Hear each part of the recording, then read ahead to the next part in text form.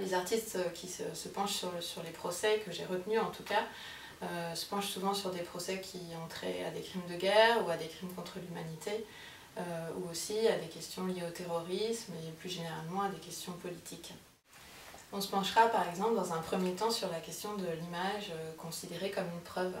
On peut se demander par exemple que nous prouve une photographie, que nous prouve une vidéo, en quoi elle est le reflet de la réalité ou non, et en quoi elle est aussi le reflet de la vérité.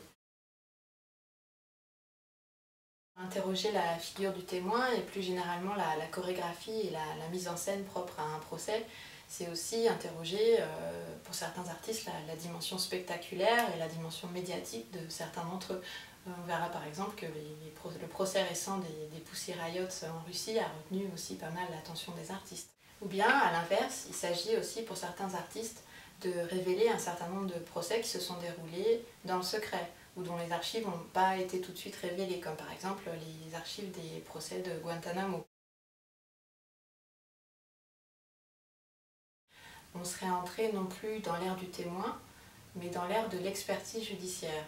où finalement des experts scientifiques sont convoqués pour faire parler des objets, ou pour agir en tant que témoins ou en tant qu'interprètes